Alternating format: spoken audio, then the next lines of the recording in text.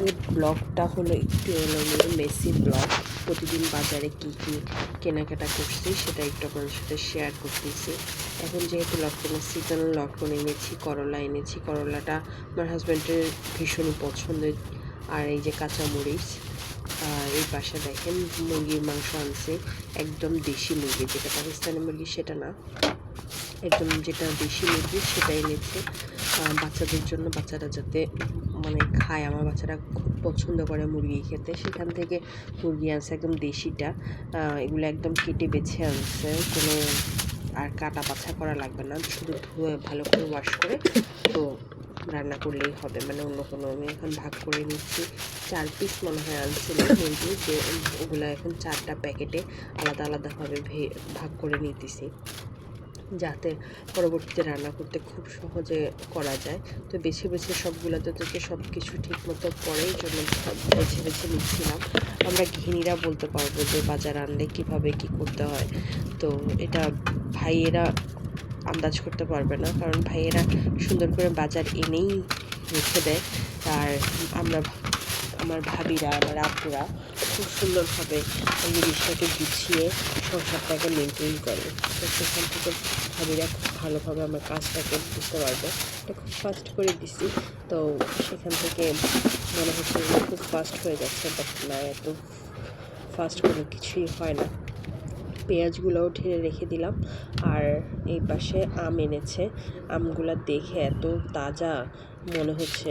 এখন যেহেতু আমের সিজন, খুব অনেক আম খেয়েছি। এর পাশে কাঁঠালের বিচি ছিল, কাঁঠালের বিচি আনা হয়েছে, আমি ভাবলাম যে একটুখানি খাই, তো খুলে একটুখানি খেয়েছি। আর এই পাশে এখন হাঁসের ডিম আনছে। আর ওই যে লটকনগুলোকে আমি এখন পানিতে ভিজিয়ে রেখে দেবো সারা রাতের জন্য, কারণ আমি অলওয়েজ বলি ফল ফ্রুট আনলে তোমরা এখানে পানিতে ভিজিয়ে খেও। এগুলো এখানে লটকনগুলো আমি পানিতে ভিজিয়ে দিলাম, এগুলো একেবারে সারা রাত ভেজানো থাকবে।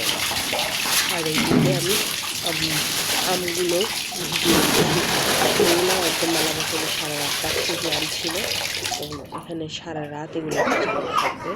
আর ওই ডিমগুলো শেষ হওয়ার পরে আবারও ডিম আনা হয়ে গেল। এই পাশে একটা চালি কুমড়া আনছে, যেটা কিনা একদমই কচি ছিল, তো সেটা এখন রান্না করে ফেললাম।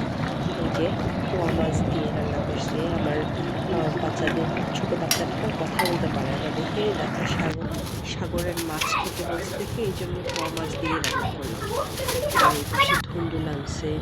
আর মানে বাজারের কোনো শেষ নেই, প্রতিদিনই মনে হয় যেন বাজারে। তো এগুলোকে আলাদাভাবে ঝুড়িতে ভরে নিলাম। এই পাশে আম আনছে আবার, তো এগুলো একদমই এত মজা দেখতে, একটু ছোটো ছোটো মনে হলো না, এগুলো একদম রূপালি, মানে অরিজিনাল রূপালি। তো সেগুলো আমি ফ্রাই করে দিচ্ছি, এগুলোও বাড়িতে ফেলে রাখি সারা রাতের জন্য। পাশাপাশি এই যে বাদাম আনছে, কাজু বাদামটা আমাদের বাসায় ভীষণই চলে, বাচ্চারাও খায়, আমার হাজব্যান্ডও খায়। আর সস আনছে, হচ্ছে পিৎজা বানাবো, সেখান থেকে সস আনছে। আর এই যে বাটার বড়ি, কেক, এগুলো আনছে। এগুলো আমাদের সকলের নিত্যদিনেরই বাজার সদাই। তো আমার আজকে বাজার সদাই করে শেয়ার করলাম। তুমি হাত ধুইছো?